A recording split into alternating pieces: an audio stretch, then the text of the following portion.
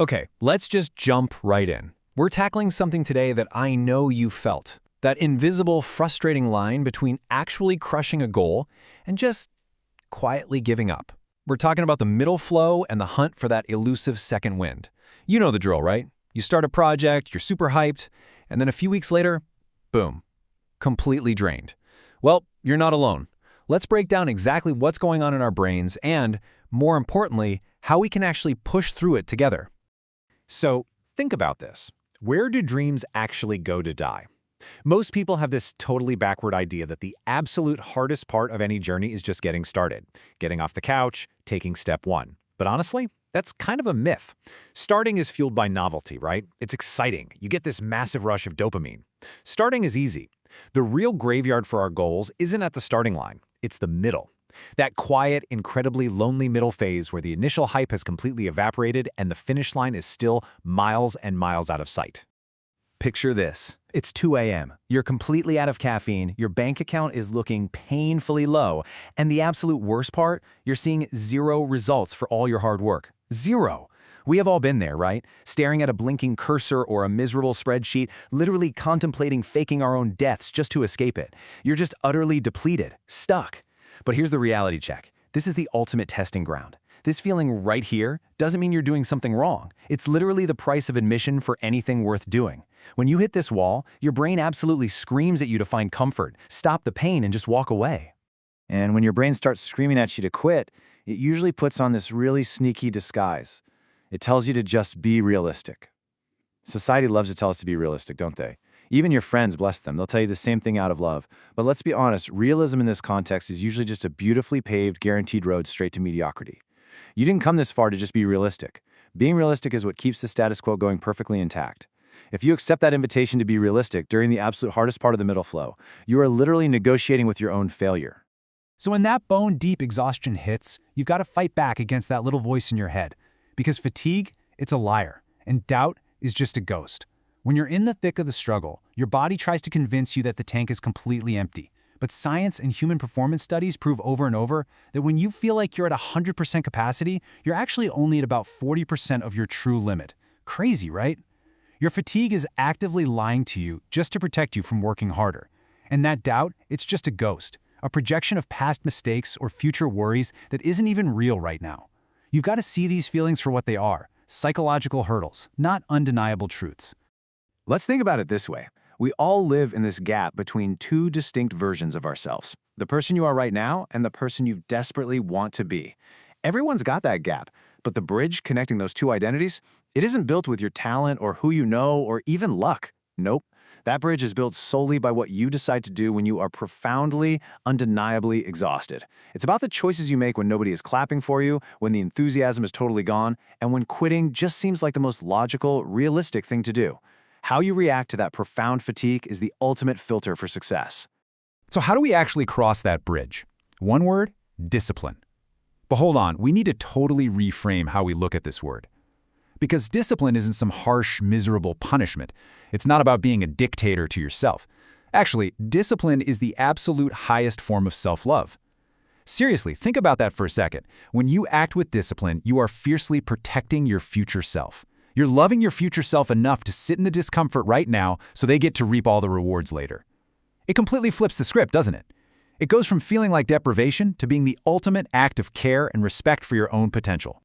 Okay, reframing discipline sounds awesome in theory, but how do we actually pull it off? It really just boils down to a super simple binary decision matrix. Step 1, say no to the temporary. Step 2, say yes to the permanent. The temporary stuff, that's hitting snooze for an extra hour, mindlessly scrolling on your phone, junk food, taking the easy way out. The permanent, that's the skill you're building, the business you're grinding on, the long-term health you're cultivating.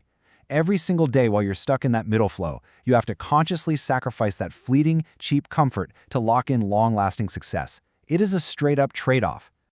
And to actually make that trade-off work, you have to completely ditch the amateur mindset. Relying on a vibe is not going to save you. Sitting around waiting for inspiration to magically strike? Total fool's errand.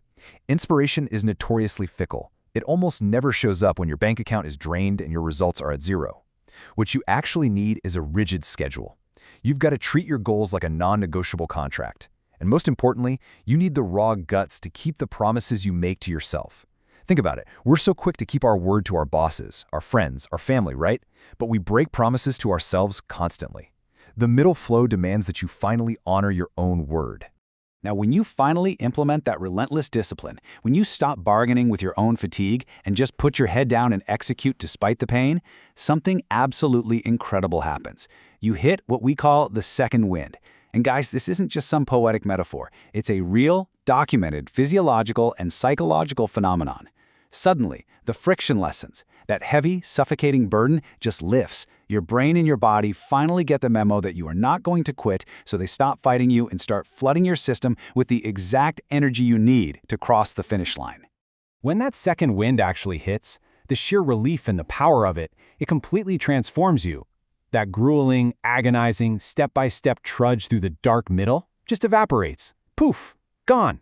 You suddenly realize that the energy was sitting inside you the entire time, just locked behind that mental wall of doubt and exhaustion. You push past the lie of fatigue, and all of a sudden, you are flying, literally flying.